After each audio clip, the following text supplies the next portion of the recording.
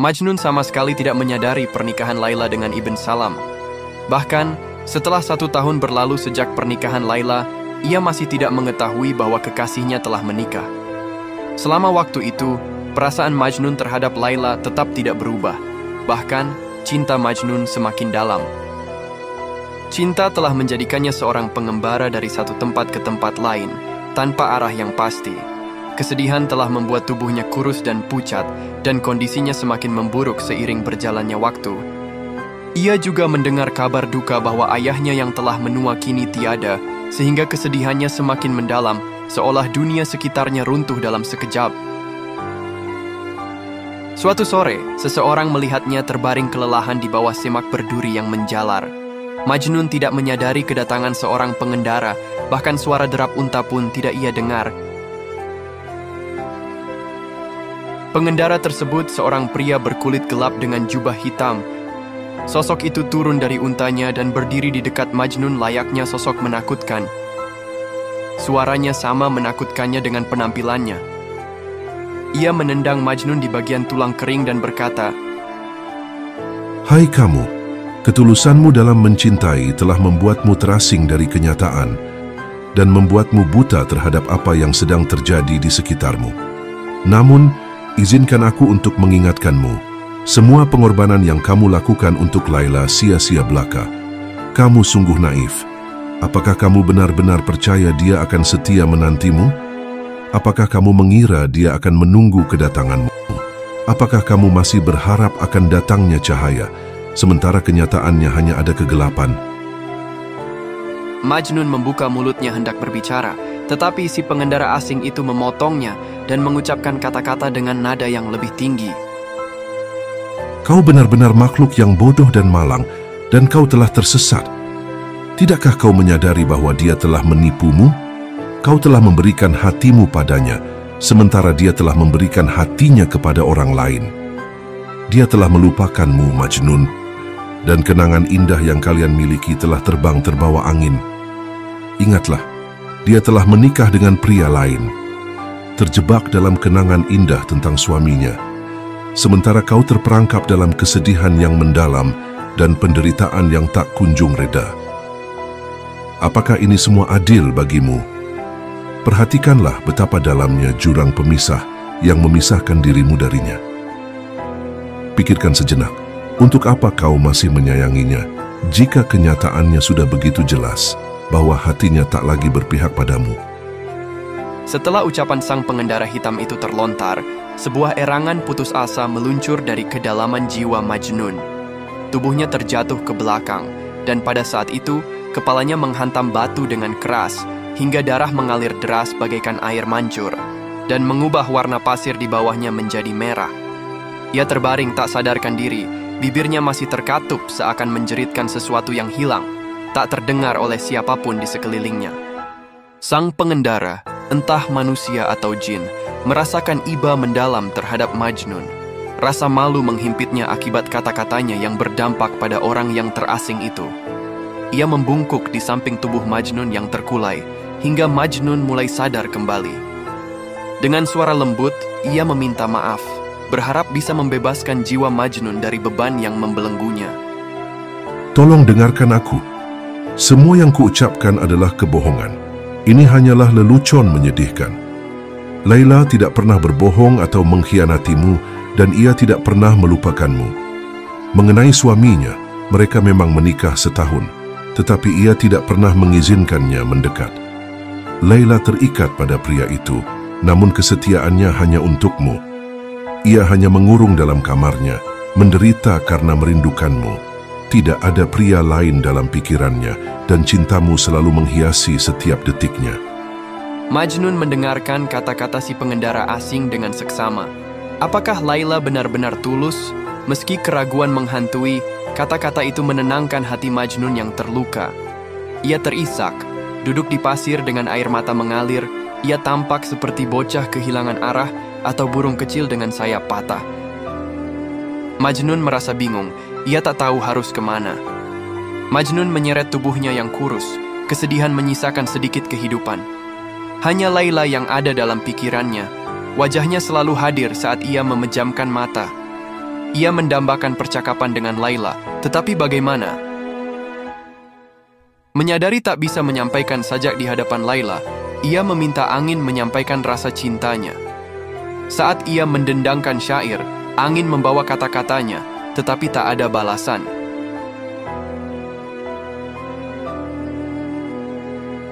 Di pagi yang cerah, Majnun duduk santai di lereng gunung, di salah satu tempat persembunyiannya yang dikelilingi oleh bebatuan kokoh yang melindunginya.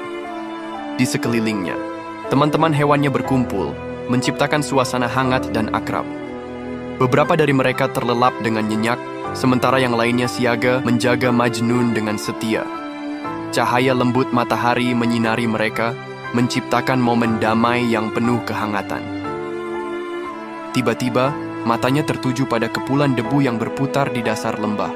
Ia merasakan ada sesuatu yang tidak biasa, dan saat mendekat, ia menyadari bahwa debu tersebut menyembunyikan sosok seorang pengendara.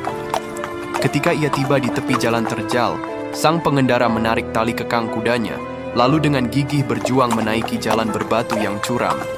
Majnun memperhatikan dengan seksama bahwa pengendara itu adalah seorang pria tua dengan wajah yang asing baginya.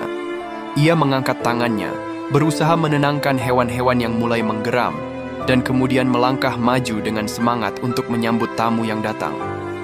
Dengan senyum ramah yang menghangatkan, Majnun menyapa, "Tuan yang terhormat, sepertinya Anda telah tersesat. Bolehkah saya tahu kemana tujuan Anda? Atau mungkin Anda datang kemari untuk menemui saya? Tapi rasanya tidak, karena kita berdua belum saling mengenal. Saya terpesona oleh kebijaksanaan wajah Anda. Namun sayangnya, teman-teman saya tampaknya tidak sependapat. Lihatlah bagaimana mereka menggeram kepada Anda."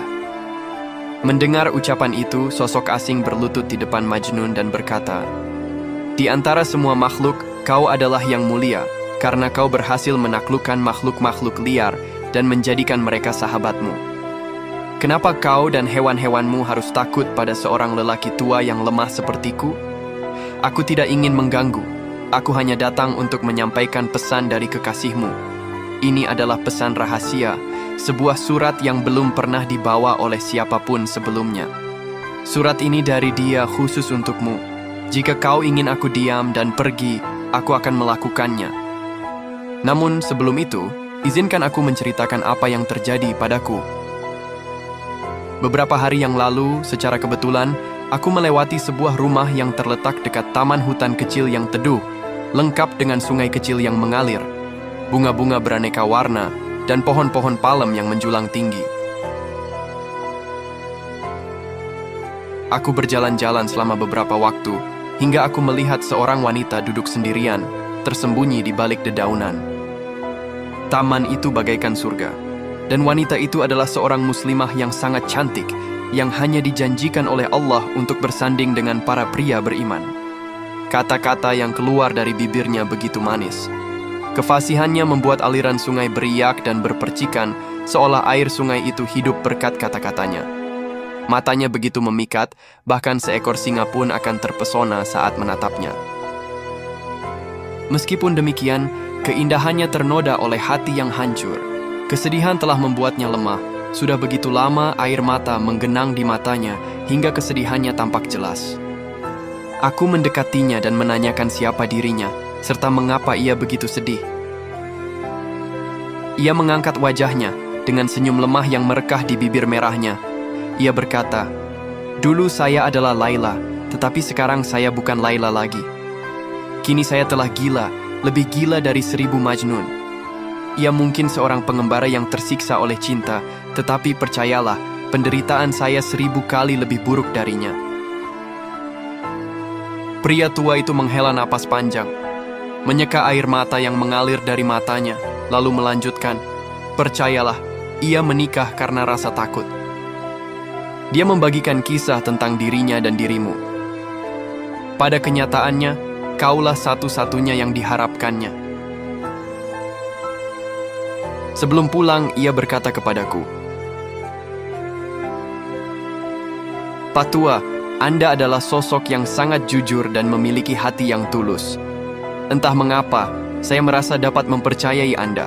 Saya berencana untuk kembali ke rumah dan menulis surat untuk Majnun." Apakah Anda mau berjanji bahwa Anda akan datang kembali besok, agar saya bisa menyerahkan surat itu kepada Anda untuk disampaikan kepada Majnun?" Saya pun memberikan jaminan, dan keesokan harinya saya pergi ke rumahnya. Sebagai tanda simpati atas kehilangan ayahmu, ia mengenakan pakaian berwarna biru tua, bagaikan bunga violet yang paling menawan di tengah padang pasir. Di dalam lipatan roknya, ia menyimpan sebuah surat, dan inilah surat yang saya maksudkan. Orang tua itu mengeluarkan surat dari tasnya dan menyerahkannya kepada Majnun.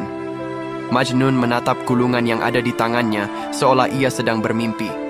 Jantungnya tak lagi berdegup kencang. Dengan sangat hati-hati ia membuka segel dari surat itu.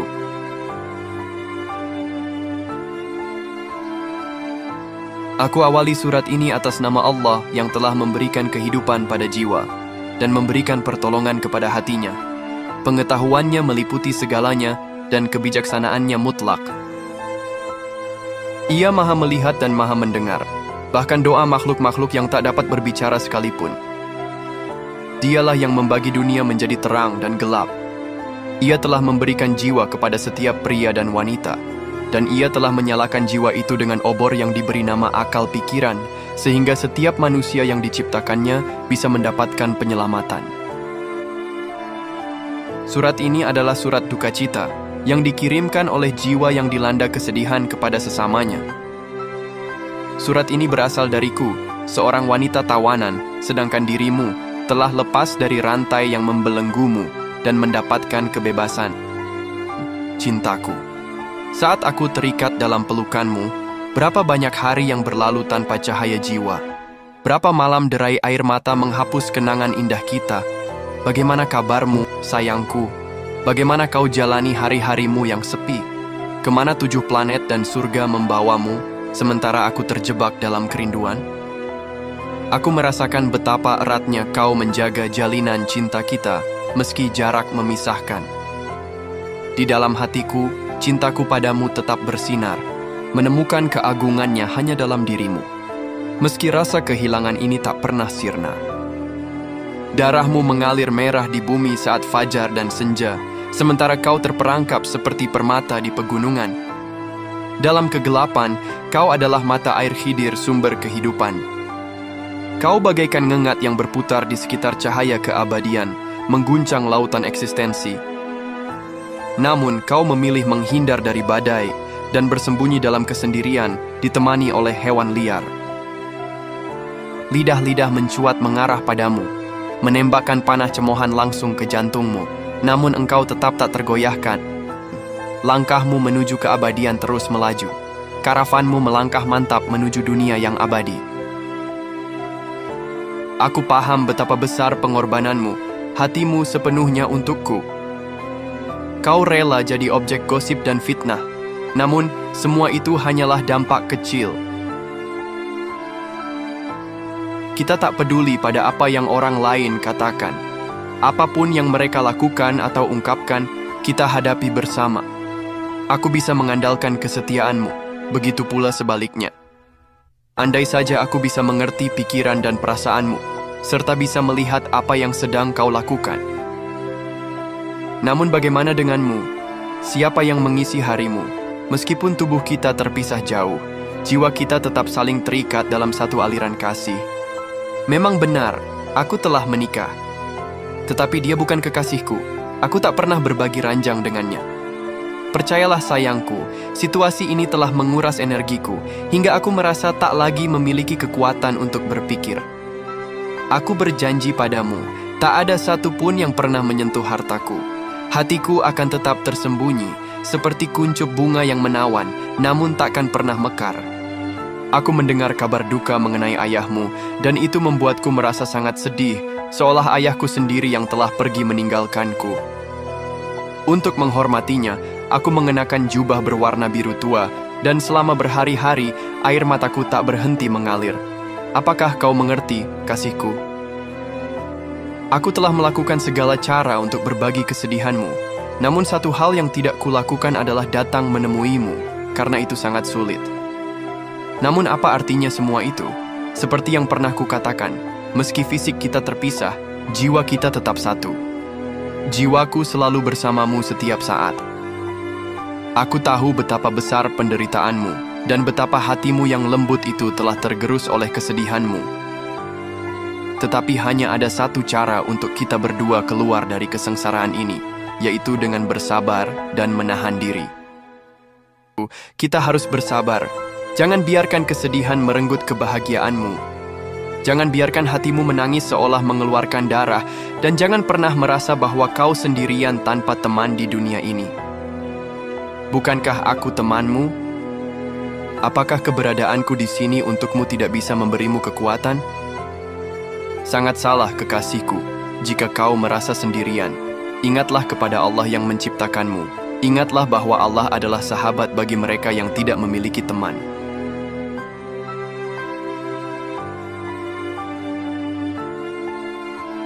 Seiring berjalannya waktu, ikatan antara Laila dan Ibn Salam tidak menunjukkan tanda-tanda perubahan. Laila semakin memilih untuk menyendiri, mengurung diri di dalam kamarnya, dan menolak kehadiran suaminya.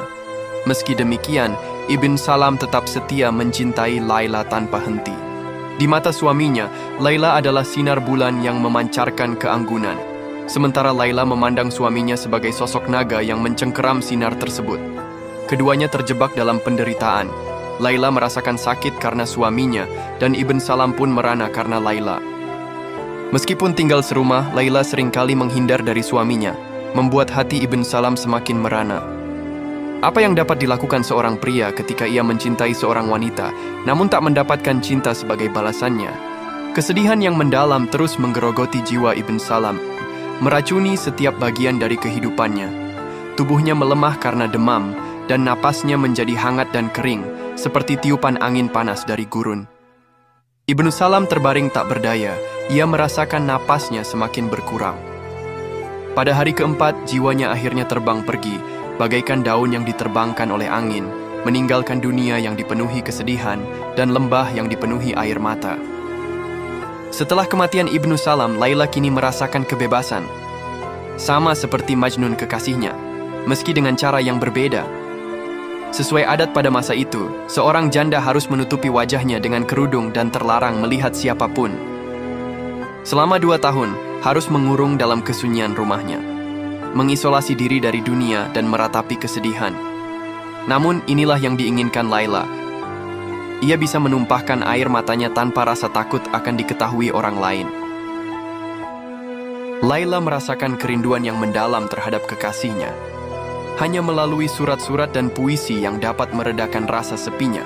Setiap harinya, ia tenggelam dalam dunia kata-kata, membaca surat-surat dan sajak-sajak indah yang ditulis oleh Majnun yang telah dikumpulkannya dengan penuh cinta.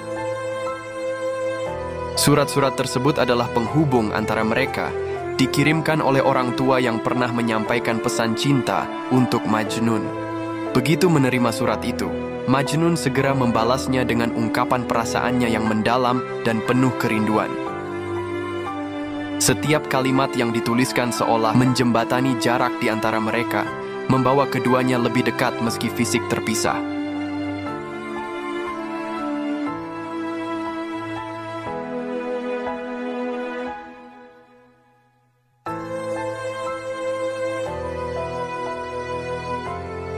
Terkadang ia melangkah keluar rumah, menyusuri jalan menuju taman bunga di depan rumahnya.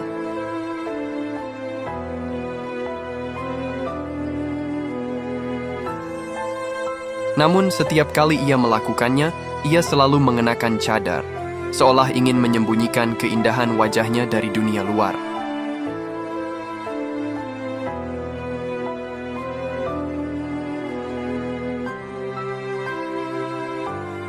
Berlama-lama kemudian, di sebuah taman dedaunan jatuh bagaikan air mata. Bunga-bunga telah membuang gaun-gaun warna-warni yang mereka kenakan selama musim panas dan kini mulai mengenakan jubah suramnya untuk musim gugur. Warna putih bunga melati telah kehilangan kilaunya. Bunga mawar menangis dan menjatuhkan kelopaknya dengan berlalunya musim panas. Secara perlahan taman itu menjadi layu. Begitu pula dengan Laila. Tubuhnya diserang demam yang tak kunjung reda, seolah-olah api yang menyala tanpa henti. Rasa lelah menyelimutinya, membuatnya terbaring lemah di atas ranjang. Ia menyadari bahwa keberadaannya di dunia ini takkan lama lagi. Ia tahu bahwa kematian telah mendekat karena ia dapat merasakan keberadaan sang pencabut nyawa di ruangan itu. Ia dapat merasakan hawa dingin itu di lehernya. Menyadari bahwa waktunya hanya tinggal sekejap saja, ia tak mengizinkan siapapun menjenguknya kecuali ibunya. Sebelum terlambat, ia memutuskan untuk mengungkapkan rahasianya untuk pertama kali sekaligus terakhir kalinya. Ia meraih tangan ibunya dan berkata, "Ibuku tersayang, cahayaku sudah mulai pudar dan tak lama lagi lilin hidupku akan padam. Sebelum kegelapan itu datang dan jiwaku diambil, aku harus menceritakan apa yang ada dalam hatiku. Aku tak punya pilihan lain selain mencurahkan segalanya. Kesedihan telah membuka segel yang melekat pada bibirku, dan aku sudah tak tahan lagi. Satu-satunya pria yang kucintai kepada siapa kutujukan hidupku, dan untuk siapa aku mati berada sangat jauh dan tak dapat mendengarku. Tapi ibu bisa mendengarku. Dan karena ibu dapat mendengarku, kumohon agar ibu mendengarkanku dengan baik dan lakukan apa yang kuminta. Jika aku telah mati, kenakanlah gaun pengantin pada jenazahku. Aku tak mau terbungkus kain kafan. Riasilah aku selayaknya seorang pengantin dan buatlah agar aku tampak cantik. Untuk memberi warna pada mataku, ambillah debu dari bawah kaki kekasihku. Jangan gunakan warna nila, tapi gunakan warna gelap dari kesedihannya. Jangan gunakan air bunga mawar, tapi gunakan air matanya. Dan jangan pakaikan wewangian pada tubuhku, tapi kenakan kesedihannya padaku. Ibuku, gaun pengantinku harus berwarna merah darah, warna yang melambangkan kesyahidan. Bukankah aku adalah seorang pejuang cinta yang tak kenal lelah? Ibu tersayang, merah adalah warna yang memancarkan semangat pesta dan keceriaan festival. Tidakkah kematianku juga seharusnya dirayakan sebagai sebuah pesta dan festival? Setelah itu, taburkanlah tanah di seluruh tubuhku dan biarkan aku beristirahat dengan damai. Aku akan menunggu kekasihku tiba ibu, karena aku percaya dia pasti akan datang. Sang pengembara yang penuh dengan cinta akan menemukan jalannya menuju tempat peristirahatan terakhirku. Di sanalah dia akan duduk di makamku, mengungkapkan kerinduannya, dan memohon agar aku bisa muncul di hadapannya.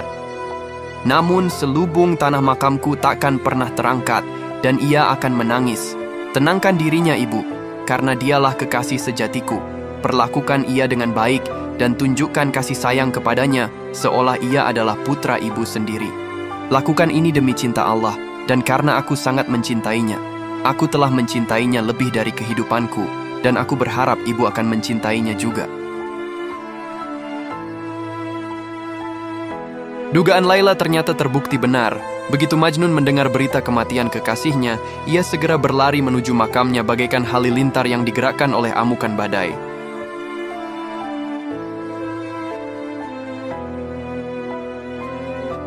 Ia duduk kelelahan di tepi makam Laila, mengangkat wajahnya dan mengangkat tangannya ke atas langit dan mulai berdoa. Ya Allah, Sang Pencipta segalanya, kumohon kepadamu, ringankanlah beban hidupku ini. Bebaskan aku dan biarkan aku melangkah menyusul kekasihku. Lepaskanlah ikatan rantai yang mengikatku pada dunia yang kejam ini, dan biarkan aku terbang. Bibir keringnya bergerak-gerak mengucapkan doa yang tak terdengar.